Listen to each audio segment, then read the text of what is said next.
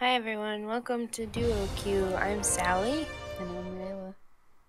and this week we're going to talk about the ladies of the competitive Overwatch scene. I'm really Yay! excited. Yay, ladies! Yay. This one, I think we both had to do a lot of research, Yeah. which is unfortunate because they should be more spotlighted. We wanted to highlight not just players, so we also dug into the behind the scenes management and casters and all that kind of stuff. So for rank this week, we're just going to be talking about ladies in the Overwatch community because we're ladies who like Overwatch. So we felt it was, good for us to spotlight some who probably doesn't get as much spotlight as they should. Yeah. So the first one I had was obviously Gaguri. Yes. We've talked about her. We love her. She was the first female player signed to an Apex team, and then she was also the first female player signed to an Overwatch League team. Yes. She was known for, or she still is known for, like, her Zarya plays. We talked about this briefly the first time we talked about her, but then you told me that you didn't actually know about the story of her, like, cheating accusation. So I just wanted to, like, say more about it. So in June of 2016, she was in the Nexus Cup qualifiers, and she played so well that she was accused of cheating using an aim assist software by players, and some of the names were Dizziness, Elta, and Strobe. They were so sure that she was cheating that they said that if she was found innocent, they would quit Overwatch.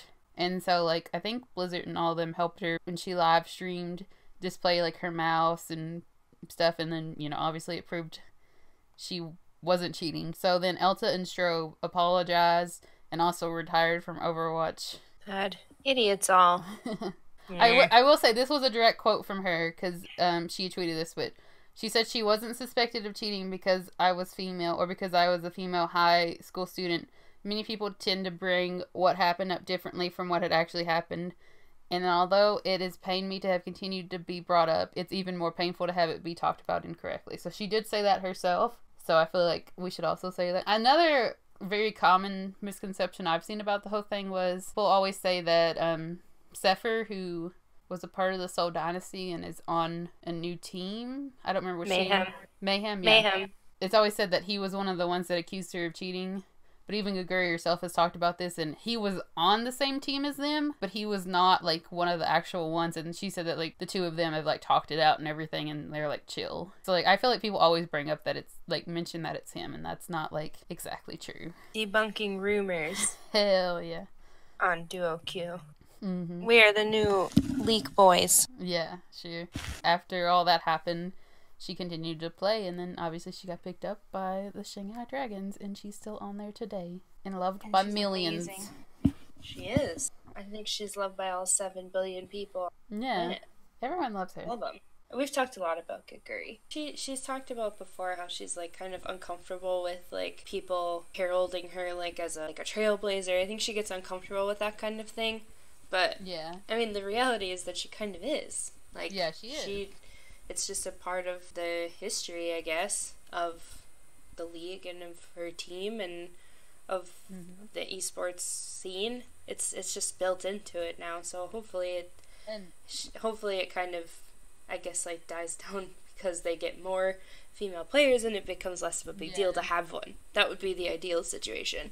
I do like that she's a tank player. Most of the other female players I researched were support players. So I think it's kind of cool that she's the first one in the Overwatch League and she's an off-tank player. Another one that I researched was Zoe. Yes. Who is one of the hosts of the Overwatch League broadcast and was at one point an analyst on the desk. She has been very accomplished. She had her first official job as an esports host and caster in 2007, like 12 years ago. Yeah, that's awesome. It's like insane. So she's from Switzerland, and she got her start in esports in Germany. She started as a caster for a game called Bloody Roar, which of course I've never heard of. Yeah, I do know that game. It was a fighting game from the early 2000s, so she was a shoutcaster. She worked at her first BlizzCon in 2011. Her professional page lists experience covering over 30 games, including Overwatch, League of Legends, Dota 2, and FIFA, which is fun. Awesome. She's an artist and a sculptor. I don't know if she still has a Patreon, I couldn't find it, but she, at least at one point, if not now, had a Patreon where every month, if you were a certain tier donator, you got a sketch from her, and she always sent personalized notes with them. Yes. And then in the Overwatch League, she started out as a host and desk analyst, but later moved to host only, as they were trying to feature some of the other analysts that they had brought on and give them a little bit more screen time. And she was also a host throughout the World Cup, and then she is also cute, and I love her. And I love her dearly. I agree. And everything I looked up about her, like feedback from other talent and from the players, everybody loves her. She makes them feel really comfortable. She's really good at what she does. Everything is like glowingly positive. And she's a queen, and we love her. And she's a queen, and we love her, and she has easily the best outfits of anybody on that broadcast. That's fucking true. The next person I had was, her gamer tag is 177, which apparently is, the pronunciation of how that is supposed to be is similar to how you would say her real name in Shanghai dialect. Obviously, I don't really know how that translates, but she is a former Chinese player for Lucky Future. She was the only female starter in the Overwatch Premier Series in 2017. It talked a lot about how, like, her appearing in the Chinese Overwatch, or that scene, like, caused quite a stir, just because she, like, not in a bad way, but it's just because, like, she broke a lot of conventions of how they perceive pro players, because you could always hear her cheering loudly when the camera was on her, and stuff like that. And it was also, like, apparently a lot of women would go there, and they would hold signs that said, like, "Marry me 177" and stuff like that for her. And cute. She did retire so she could go to school. But she said, and this was, like, an interview, and it was from, like, sometime last year, and she said she would potentially like to go back to playing on stage. Yeah. So that'd be awesome. She was a support player. The reason I found her, too, was just because, like, there was, like, this big list of, like, people talking about female Overwatch players, and this was one, like, that I saw people mention a lot, so I looked her up, because I hadn't actually ever heard of her, but it seemed like she did very well. I thought that was interesting. Cool. She was very cute, too. I adored her when I was, like, looking up the videos and stuff of her. That's so cool. Yeah. That's neat. Because now I guess, like, kind of in a way, like, Giguri, even though she's not Chinese, is now, like, representing the Chinese team. Yeah, so, like, kind of, like, what 177's, like, impressions have kind of, like, I guess maybe flooded over into their impression of Giguri, because she seems to be pretty, like, well supported too, which is really cool. Yeah. So, like, that's kind of like paving the way kind of thing. That's neat. Yeah. Wasn't a lot on her, sadly, but what I saw was pretty good. And like I said, that one interview did say that she would potentially like to come back, like, as long as she could, like, I guess maybe juggle both school and that. So hopefully she does. Yeah. I'll do 2 in a row. Okay. One I had a lot on and one I did not have a lot on. But I looked up 2 of the team chefs. Yeah. That live in the houses with 2 of the teams. So I found a little bit on one of them and a lot of information on the other one. By the way, while I'm, like, doing this, I need to credit Nicole Carpenter, who was a reporter for .esports, and she's now soon to be a freelancer, but she and one of her co-writers, I believe it's Syra Mueller, they wrote a Women of Esports series of articles that were really great and really helpful. So she did a lot of interviews. So she interviewed Chef Heidi Marsh, who is the chef for the Philadelphia Fusion. She joined them in the middle of stage 1, about 3 weeks after the season started. But she cooks about 10 meals a week, breakfast, lunch, and dinner. And she plans out based on how many people she has to feed. And she says that Fraggy counts as 2 people. Which I think is funny. But she gets requests from the players, and she said that the team wants to eat healthier foods, so she's been working on doing that for them, because they're after hot summer bods. Which is also hilarious. She used to work in Minneapolis, but she worked as an executive chef at a bunch of restaurants, including the High-Low Diner, which I've eaten at before, and it was very good. And that was really intensive. She would be working up to, like, 80 hours a week, and now she just works the few days for the Fusion House, so she is liking the free time she gets in between. She spends a lot of time with the players. Like, they'll come and hang out in the kitchen with her, and she likes all of them very much. She says, quote, EQO is a typical Gemini, end quote. I don't know what that means. That's fucking hilarious. But that's what she said. Okay. And then this is really sweet. She sees herself in Boombox, and she has had lots of heart-to-heart conversations with him about, like, purpose and about where they want to be, and, like, she has really kind of taken a little shine to him, which I think is really sweet. Aww. Here she says, quote, we respect each other, we learn from each other. Our diversity provides us with a uniqueness that we can be proud of, and we embrace that. She has a particularly challenging job because of all the different cultures that came in on the Fusion. Yeah. They have, I think, inarguably one of the most diverse teams. It's a lot, for sure. Yeah, so she tries to, like, take into account their, number one, their food preferences. She said some of them are picky eaters, but don't want to call anybody out. leak the picky eaters. Chef Heidi. And then the other thing was that different cultures have different, like, eating styles, like, different eating habits. So, like, she makes sure to, like, provide the utensils they want. She tries to, like, accommodate for the times that they like to eat. Like, they eat breakfast/lunch at, like, 1 o'clock. Because they're all sleeping until noon. Except Poco, who's up at 5 in the morning eating bananas. She has a really important job, and it seems like they like her a lot. So that's fun. And then the other one that I tried as I might to find information about her, and I couldn't really find anything, but is Chef Stephanie, who is the chef for the LA Gladiators. But she has been with them for all of season 1, and she will be with them again in season 2. Yes. People want her to do a cook-off with Chef Heidi. Oh my god, yes. Which I support and would be awesome. And the Gladiators love her, as evidenced by a tweet from @SilkThread. Said, quote, I miss Stephanie, weary emoji. Aww. But I think also she was in the video they did with Big Goose, who went to culinary school for a while. She was with him, helping him, like, prep stuff. Yeah. So if we can use our best judgment, it seems like she hangs out too. Yeah. And, like, has a good time with them. That's all I could really find on her, but I wanted to shout them out too. They have a really important job. They do, yeah. Keeping all those people happy and keeping them well-fed and nutritious, so they're not preferably ordering Chipotle 6 times a week. Hydration. Yeah. At Overwatch League, let me host a cooking show that has Chef Heidi and Chef Stephanie. We can also bring on Overwatch League players to try to help. Yeah, I'm sure Goose. Yeah, I was gonna say Goose would do well. Goose would do it. Bring on someone who's a nightmare.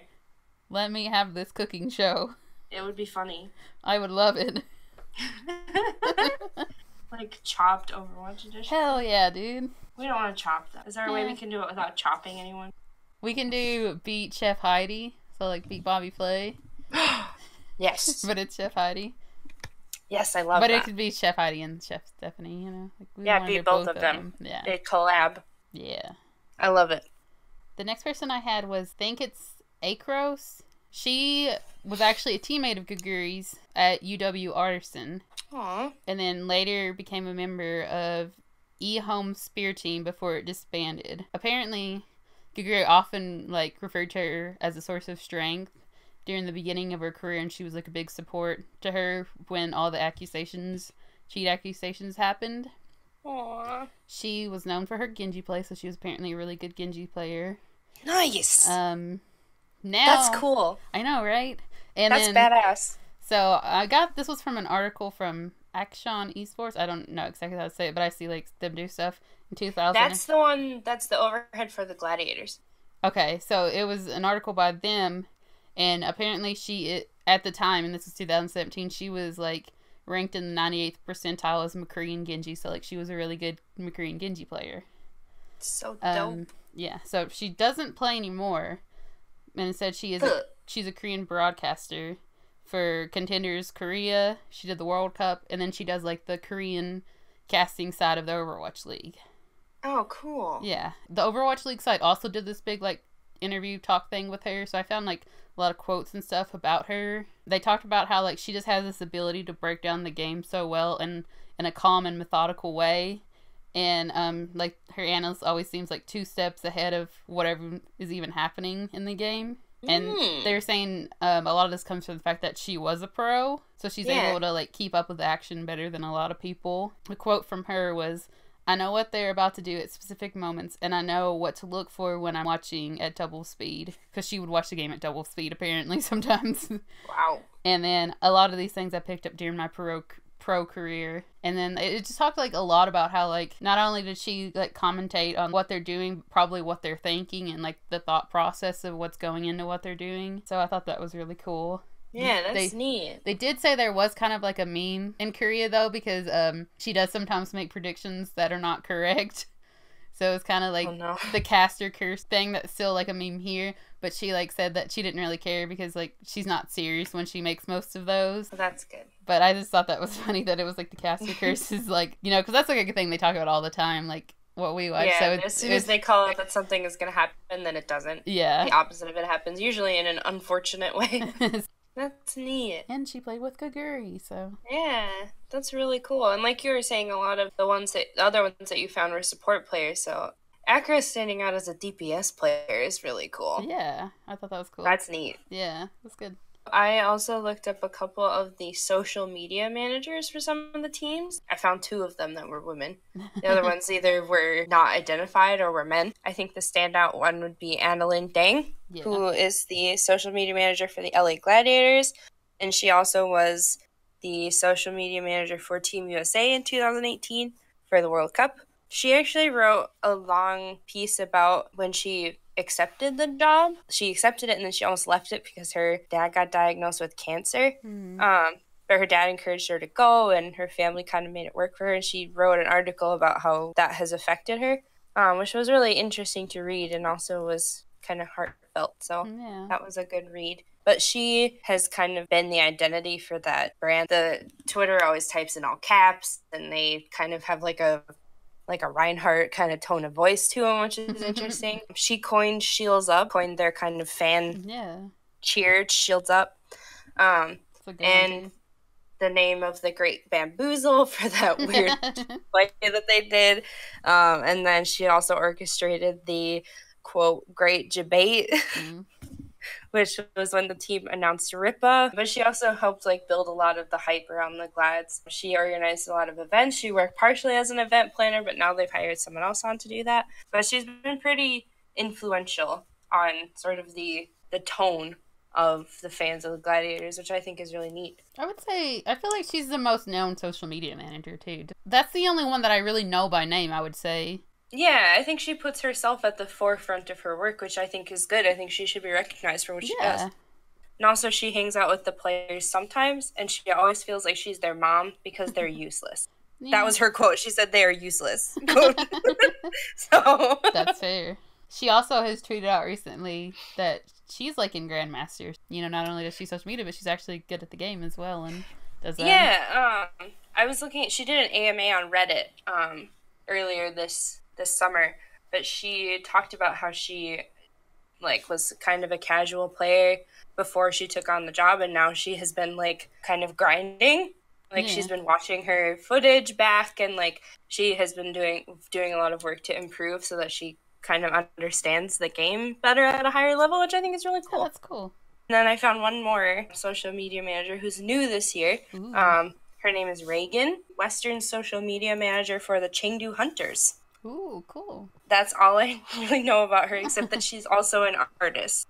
Nice. And did a lot of visual art. But yeah, so that'll be fun to see her kind of take on that role for the Chengdu Hunters. That's nice. So the next person I had, her name was Avalia. She's assistant coach for the Washington Justice, which actually made her the first female coach in the Overwatch League. Before she was with Washington Justice, she was a coach for several other teams, which was Freaka Gaming, Optic Academy, and then Metabellum. And she was the only active female coach in Contenders Korea during Season 2. And not only was she a coach in Contenders, she was going to law school while coaching. Whoa. She now took a break from law school so that she could be the coach for the Justice. But that's kind of insane to be in law school and a coach. Jeez. Wow. Both very time-intensive things. Holy shit. Apparently her name, Avalia, comes from Ice Vanilla Latte. what she said. So I love it. I love that. At one time, had also had hopes of becoming a pro, but then she had some issues. She trialed out for a team before, and she actually got accepted into the team. But then they had issues with her joining the team because they didn't want a female player living with the male players. So they ended up rescinding the offer. So then after that, she turned more to the coaching, which that's just really sad that, like, she got accepted. And then she talked a lot about... That's some bullshit. The difficulty of being... like a woman in esports, and she talked about how like it was more of an issue in Korea than it was over here. She talked about how there's another coaching job that she was trying to do in Korea, but again, they didn't want her living with the male players, so they wouldn't pick her up. She thought that was going to be an issue when she was going to coach for Optic, but they didn't care. Nice. And then same with Washington Justice, they didn't care. Like, she got to be a coach there. So she said that seemed to be mainly just an issue over there, and they didn't care as much here. They even, like, told her if it was an issue, they would, like, get her separate housing if she wanted it. I was going to say, set her up in her own place. Yeah, that's I don't know. She also just, like, brought up the point of, this was a quote from her, and it was like, she thought women were also subject to standard when it comes to their looks. She was always stressed out about, like, how she looked during contenders, so she would make the makeup artist, like, do her hair and everything before match, because she was just so worried that people would say something about her, and it was not really something other coaches had to worry about. She was hoping that, like, her being a coach could pave a lot of way for other people who wanted to be coaches in contenders and otherwise. Yeah, that's awesome. But yeah, I thought that was really cool, because I didn't actually know a lot about her until I looked it up. Yeah, I didn't know she existed. That's really cool. Like, unfortunate that that's kind of the path that had to happen, but yeah, that's really neat that she's kind of paving the way in a different way. Yeah, so I thought that was really cool, and I hope it goes well for her. Can I talk about the makeup ladies? You can talk about whoever you want to next. I'm so excited. I love them so much. Alright, yeah. So I looked up the makeup team for the Overwatch League, and they do all the players' makeup as well as the desk talent, which is super cool. The team is led by Rosa Menendez, aka Mama Rosa. Yeah. And she's amazing. I love her. She's kind of feisty. I love her as well. She and one of the other makeup artists, Lorena Acevedo, were guests on a different podcast, so I listened to that, and then I also found a couple of different articles, one by Nicole Carpenter, who I talked about earlier. They are super cool, and I am so jealous of them. So Rosa was a huge fan of esports for a long time before she actually became a makeup artist. She used to watch Attack of the Show religiously. Oh my god. Me too. Especially Halo 3, and then she eventually got an invite from a film contact. She was doing makeup for film and TV. She eventually got an invite to do makeup for BlizzCon 2013, where she did StarCraft, World of Warcraft, and Hearthstone. That catapulted her to doing that every year. In 2014, she did BlizzCon again, and she invited Lorena. Eventually, like, worked her way up through BlizzCons, and then at the recommendation of Monte Cristo was hired on for the Overwatch League permanently, and she got to bring on her own team, so she brought in Lorena Acevedo as well as Sarah Krasniansky, and those three do all of the makeup for all the players and for all of the talent, which is insane. Man, I love this woman so much. Her, like, mantra that everyone says about her is, quote, "If Mama Rosa ain't happy, ain't nobody happy," which is amazing. She loves Coca-Cola, and because everybody knows she loves Coca-Cola, people will bring it for her. Oh my god, that's amazing. Especially one Jake Lyon will bring Coca-Cola in all the time, which is fantastic. And then in the article, quote, "Raucus always waits for Menendez." Always is italicized. So she is Raucus's preferred hairstylist. That's funny. She calls the players her sons. Aw, she's got so many sons. Especially AKM. Okay. And I do not know why that comment was not clarified. I want to ask. We need to find her and ask her. Can we do our own interview with her? It was not clarified. Just, she said, especially AKM. She said, quote, "I can't work on Giguri because I would fangirl and it would make her uncomfortable. Aww. She gets swarmed at events. I wanted her to sign a Zarya figure and I had to ask Lorena to do it for me." Aww, She followed me on Twitter and I almost screamed. So, and when she talks, it's really clear that she's really enthusiastic about her work and that she cares a lot. She said that one of her biggest worries is that, especially with new players, that makeup will be a distraction for them. That, like, maybe they'll start sweating and it will, like, run in their eyes, or that they're just not comfortable with having a bunch of stuff on their face. Like, Right. she asks them their preferences and doesn't want to do anything more than they're comfortable with. Mm-hmm. She said that Sabiobi will just come in, get a quick little dusting on his face, and run out. Like, while other players like Cool Matt will sit there and let them like blow dry his hair and let them pamper him. Absolutely. That's what he deserves. And now that like some of the players are getting more comfortable, she says, quote, talent expects to have everything ready for them. They come in with wet hair and stuff. Cool Matt used to come in and all we had to do was a little bit of hairspray, but they've gotten used to pampering. They're accustomed to, they've got this. So he'll sit there with us and let us do a full blowout for him now. That's fucking hilarious. I love it. I love it so much. She said that they focus on making the makeup room a happy place. She takes her role really seriously as a positive like transition point for the players. Because they're the first place they go when they start the game day. Like before they go on stage, before they do anything, they go get their makeup and hair done. And then they're the last place they go after a match because they take the makeup off for them. Yeah. They always have like the matches running. They have TVs and game setups where they can play things like Tetris. They're always blasting music and stuff, and they try to make it like a really comfortable space for everybody, which I think is really cool. Yeah, that's nice. I couldn't find anything on Sarah, but I do know that she has a quieter disposition, so the shy players like her a lot. No, that's nice. And they'll kind of gravitate towards her. They all kind of now have their like preferred people. Yeah. Like Cool Matt's preferred stylist is Lorena. She also started out in film makeup, which is where she met Rosa and joined her in 2014 for BlizzCon. She loves Mortal Kombat. That's her favorite. There you go. And both she and Rosa play Overwatch pretty competitively, not like in an actual competitive sense, but they'll play ranked. Yeah. And they both said that they would prefer not to play with the Overwatch players because that is too much pressure. That's funny. Which is hilarious. They were super cool, and I want to be their friend. That's also the other thing. Like, they were super cool.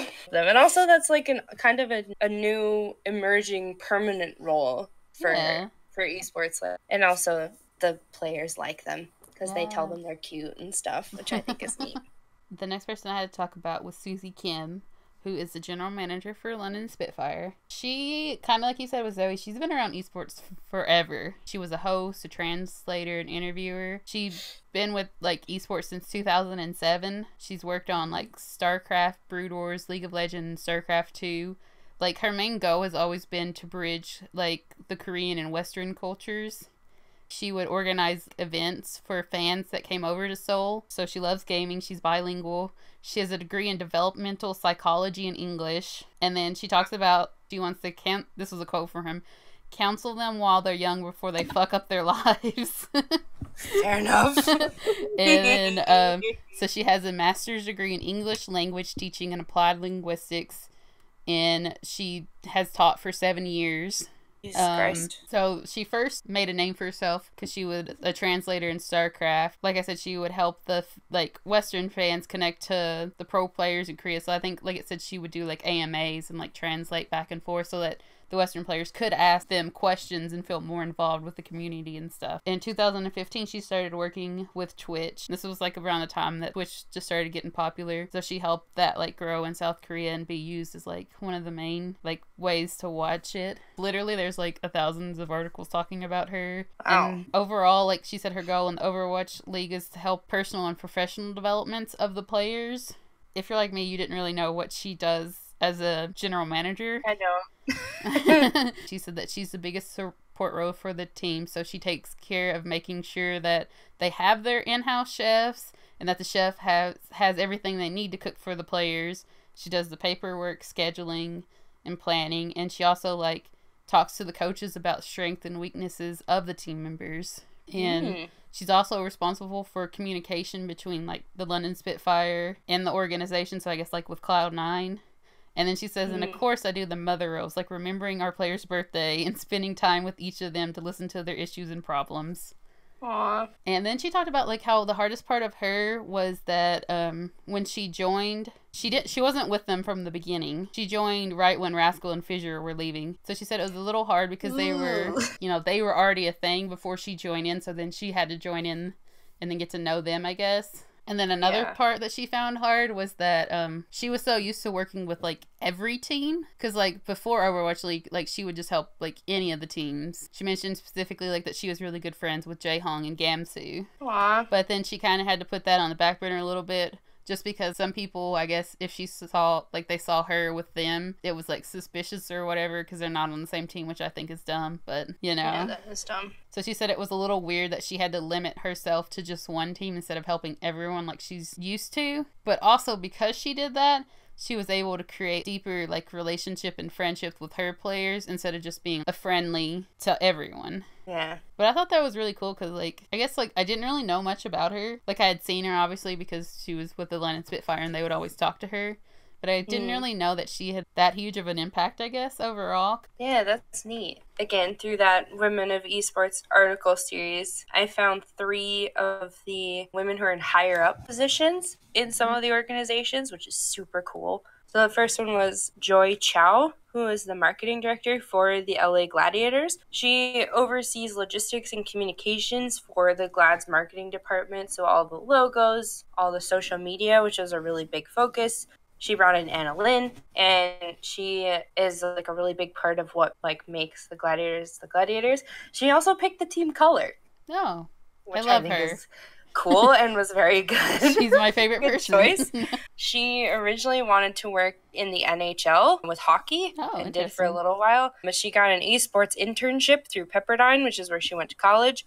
And that expanded into a full-time position overseeing the Glad's marketing team. She talked a lot about wanting to bring on more women in the team. Like, she and Anna Lynn have a really good relationship, and she thinks they're a very good influence on both the team organization and on the league, showing that women can be in positions of power and be accomplished and be part of esports.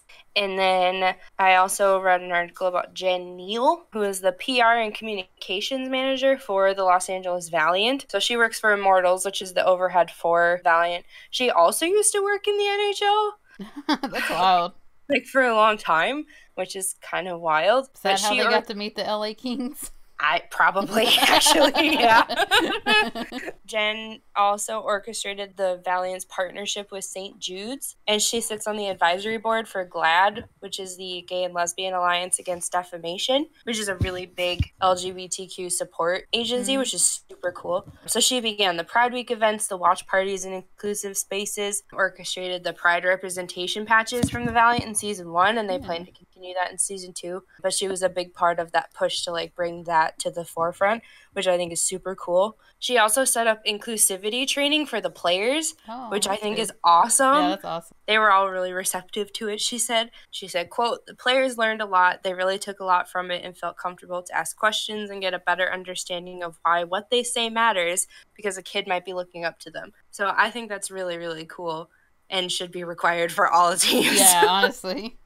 She is also championing an initiative to shift the focus in esports reporting, because she used to be a journalist. That's the kind of work she did for the NHL. And then at first she was also a reporter for the Associated Press, which is a big deal. She worked for Rolling Stone for a little while. So she was a journalist first. But she wants to shift the focus in esports reporting from, like, League Boys TM to legitimate, well-researched and thought-out reporting that veers away from, like, a Reddit style of, like, posting whatever you can find immediately without backing it up. And she thinks that would help with a lot of the uncomfortable situations that players are put in, and that management is put in, especially. Because there are some things that just need to be behind the scenes and need to be dealt with. I don't know. I assume she probably had a part in this, but I don't know if you saw it. But I remember the Valiant had this whole, like, gaming or women in gaming, like, event going on that they did for a week, and they had, like, all these women speakers come in, and they did like a whole lot of things. I was gonna say, I assume she probably did that, but I thought that was really cool. She ran that too.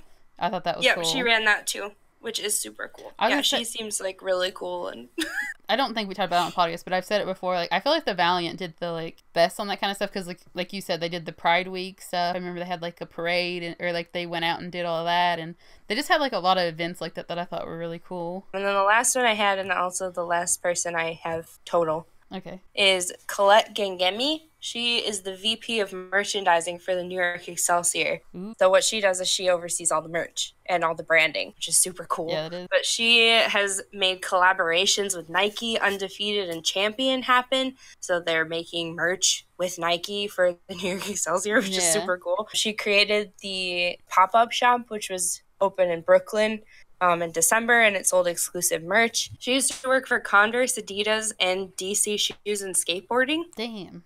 That's cool. And then she worked at Red Bull, where she learned about the esports scene and got connected to the Excelsior. So that's how she got of into her role. She wants to make the merch for the Excelsior, like she wants to make the esports merch something that people would wear, not just to a match. Yeah. So like outside of the jerseys and stuff, she wants to make like casual wear that looks cool, that people aren't going to be like, I don't know, that's not nerdy and it's not just plain t-shirt. Like she wants to make something like wearable and cool, like nice merch basically.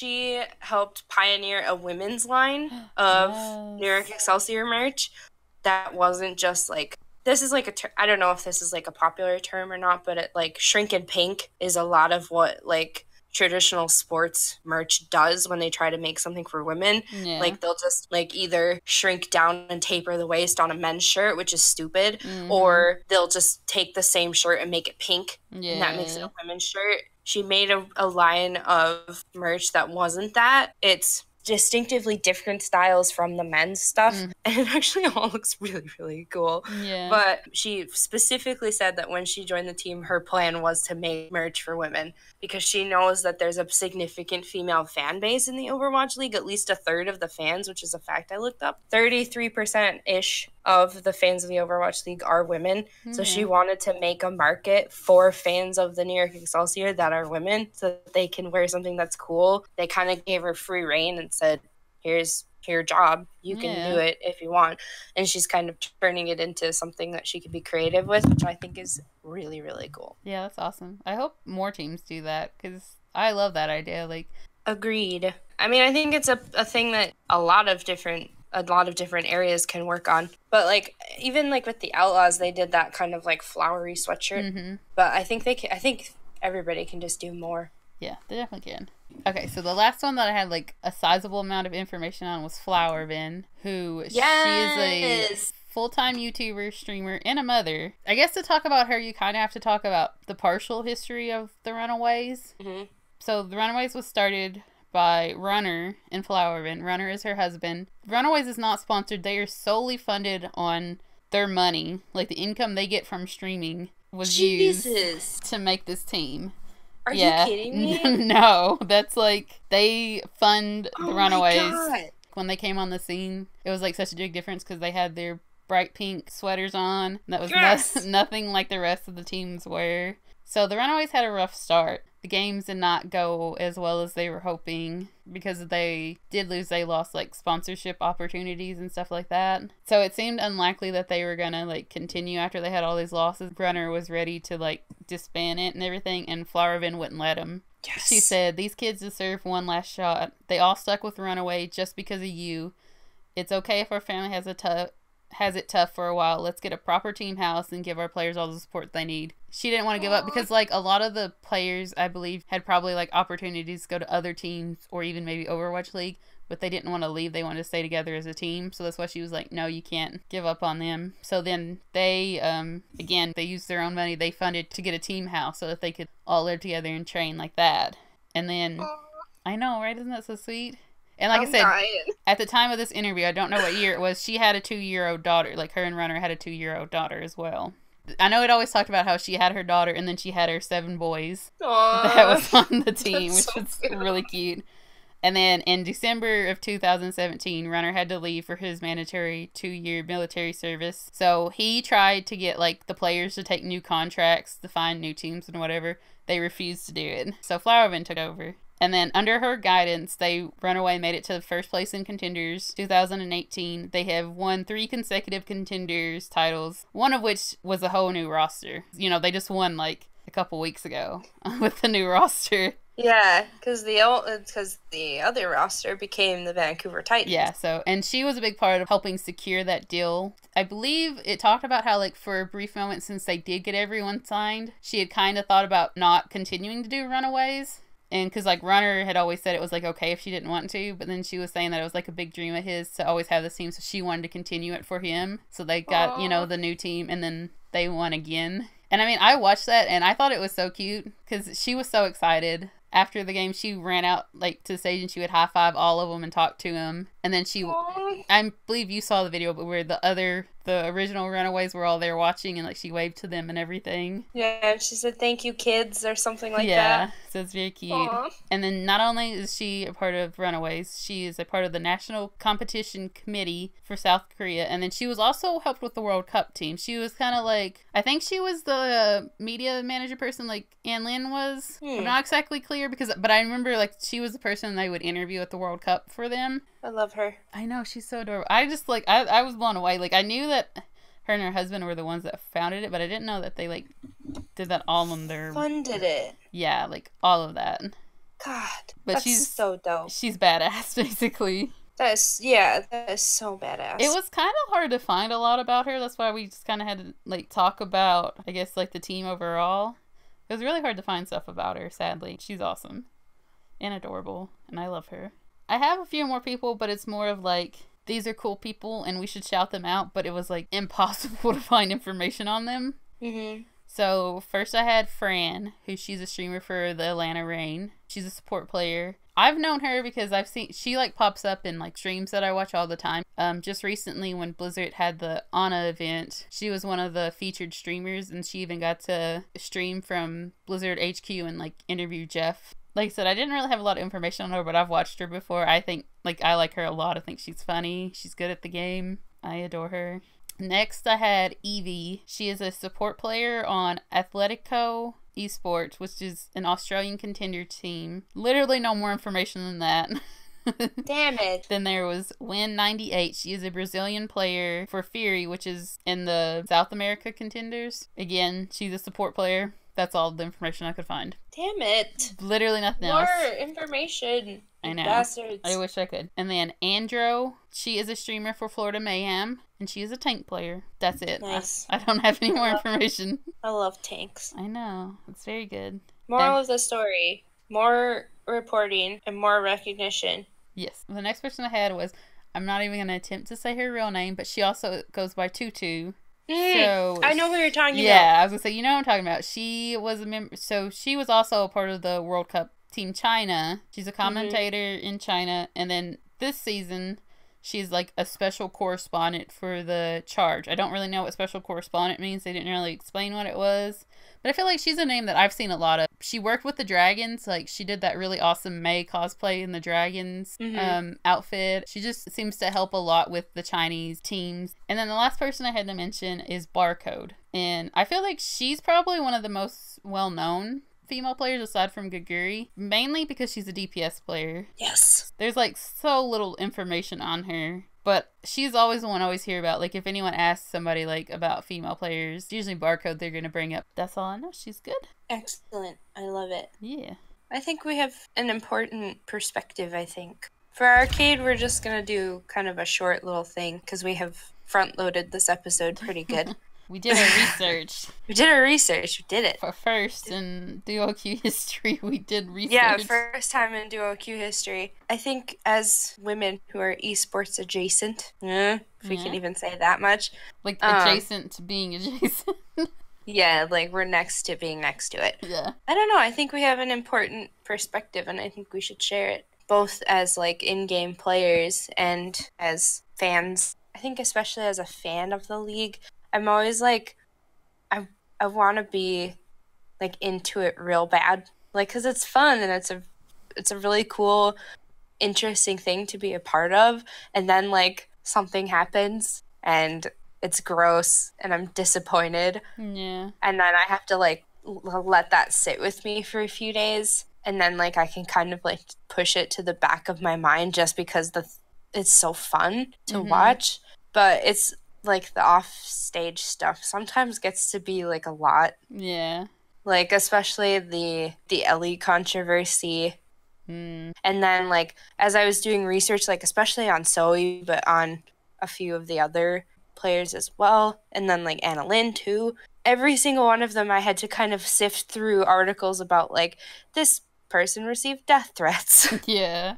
And like this person did this and this person had her address given out, and like I had to sift through all of that stuff to get to these really cool, amazing things that they've done. How I found some of the players was there was like an article on Reddit that was just like, can someone tell me, like, not in a mean way, they were just like, can you tell me some of the female players that are like good? And then there's like so many comments that are like, none of them are good, and blah, you know, like that shit. That's just like, well, no, they are good ones, but they're too intimidated to probably even like come out that they play it because of the hate and stuff that they would receive.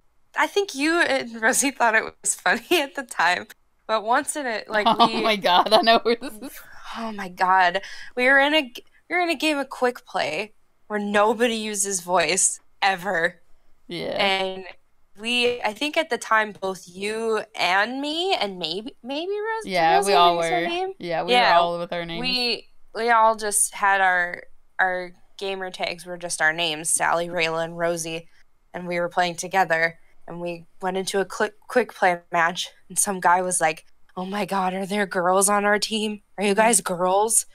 My virginity is burning." That's a literal quote. We do have a clip of that. Literal quote. We have actual video footage of it. And, like, I think you guys thought it was funny, but I was so uncomfortable. Well, because, like later on, like, in the match, they weren't, like, I don't know, like, they were, like, just goofing around about everything, so they weren't, still, they shouldn't have said that, but they were not, like, I don't know, they said that one thing, and then that's all they said about it, basically. Even if they were joking around, like, the fact that was, like, a thing that came out of that person's mouth just by reading our names. Yeah. Like, we didn't even say anything. We weren't even in voice. Yeah, because we were just in Discord all talking. Just even that one little incident, which was not a big deal by any sense of the word, but how long ago did that happen? A year ago? Year and a half? Like a long time ago, right? Yeah, at least a year and a half ago, I would say. Regardless, it's been a long time, and that's stuck with me. I don't think you were in the game, but there was one game where me and Rosie were playing, and we were playing with some of our other friends, and someone on their team was, like, asking me and her if we were girls, and they're like, will you be our girlfriend? I'll buy you loot boxes. Kept saying that over and over again. I want to die reading this. Ugh. This is the most uncomfortable thing I've ever read in my life. So, yeah, that happened. And again, like, you guys we don't talk in voice. No, because, like, as you can see, I think we were probably a six sec. But I guess, like, I can say, for the most part, my experience hasn't been bad. But that's just because the way I play. Like, I don't ever play by myself. I always have at least one person that I duo with. We always just talk in Discord instead of, like, over, you know, match chat or anything.